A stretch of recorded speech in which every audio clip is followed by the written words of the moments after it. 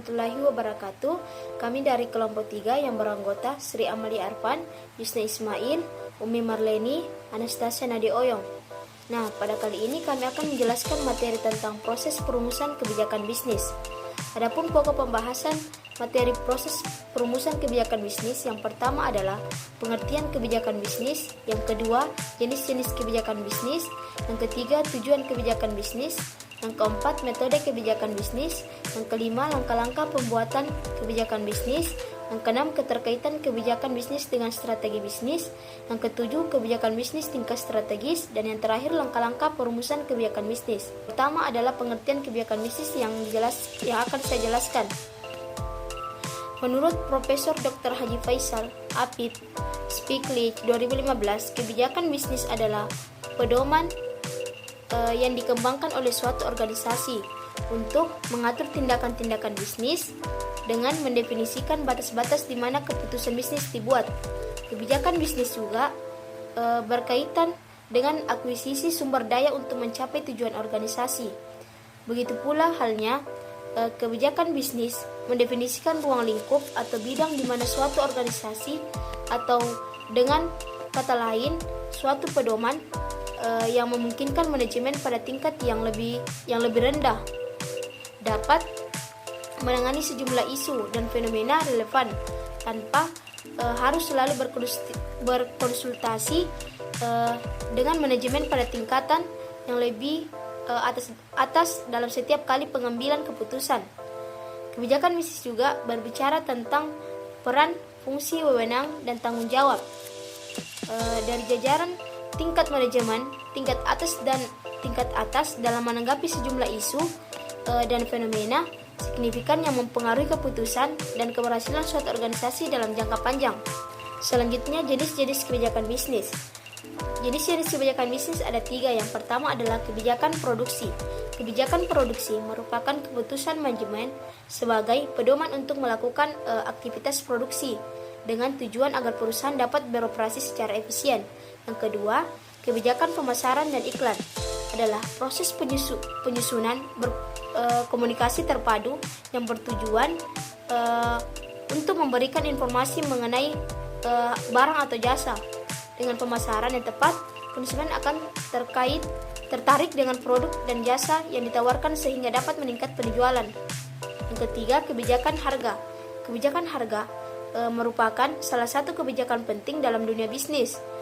Harga merupakan salah satu komponen dalam menentukan pendapatan perusahaan. Tinggi rendahnya harga dapat mempengaruhi jumlah produk yang terjual. Selanjutnya, tujuan kebijakan bisnis ada 4. Yang pertama adalah melindungi usaha kecil dan menengah. Yang kedua, melindungi lingkungan hidup sekitarnya. Yang ketiga, melindungi konsumen.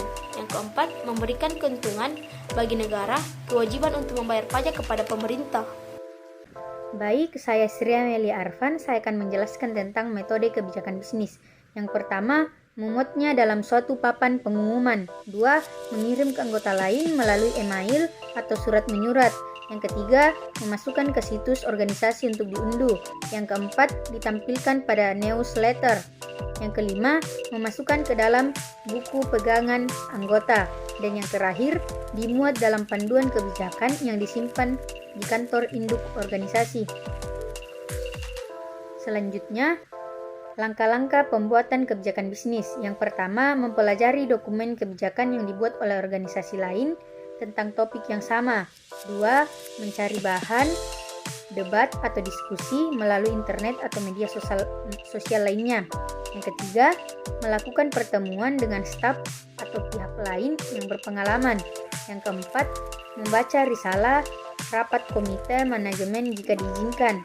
Yang kelima, membaca dokumen lain seperti laporan tahunan atau laporan peristiwa. Yang keenam, membaca majalah dan jurnal industri. Dan yang terakhir, mencari nasihat dari para pakar atau praktisi hukum.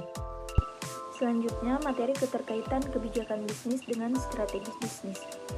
Menurut Christensen, Andrews, dan Bauer pada tahun 1973, kebijakan bisnis berkaitan dengan proses menentukan strategi bisnis yang relevan melalui kekuatan dan tujuan yang menjadi curahan perhatian Kebijakan bisnis dengan strategi bisnis merupakan upaya untuk menentukan arah masa depan organisasi. Berikut implementasi dari keputusan yang ingin dicapai. Kebijakan bisnis mengacu pada peran, fungsi, wewenang, dan tanggung jawab manajemen tingkat atas, terutama dalam isu dan fenomena penting yang dapat mempengaruhi keputusan dan kinerja organisasi dalam jangka panjang. Sedangkan strategi adalah yang dikembangkan dan diimplementasikan untuk tujuan yang telah ditetapkan oleh suatu kebijakan. Selanjutnya, perbedaan pengertian kebijakan dan strategi. Pada kebijakan, yang pertama itu kebijakan adalah cetak biru dari kegiatan organisasional yang relatif berulang dan rutin. Sedangkan sementara strategi berkaitan dengan keputusan organisasional yang belum ditangani atau dihadapi sebelumnya. Yang kedua, pada kebijakan, formulasi kebijakan adalah tanggung jawab manajemen tingkat atas. Pada strategi, perumusan strategi pada dasarnya dilakukan oleh manajemen tingkat menengah ke atas. Yang ketiga, itu pada kebijakan, formulasi kebijakan penting sebagai pedoman kegiatan rutin sehari-hari untuk menjalankan roda organisasi secara efektif dan efisien. Pada strategi, sementara formulasi strategi diperuntukkan untuk keperluan keputusan strategis. Dan yang terakhir itu suatu kebijakan berkaitan dengan dua aspek, baik pikiran maupun tindakan, sementara strategi sebagian besar lebih berkaitan dengan aspek tindakan. Pada kesempatan kali ini saya akan menjelaskan kebijakan bisnis tingkat strategis. Kebijakan bisnis tingkat strategis adalah merupakan keputusan yang dibuat pada level manajemen puncak dengan merumuskan strategi. Berarti, perusahaan telah membuat formulasi tentang apa yang harus dilakukan dalam bisnis.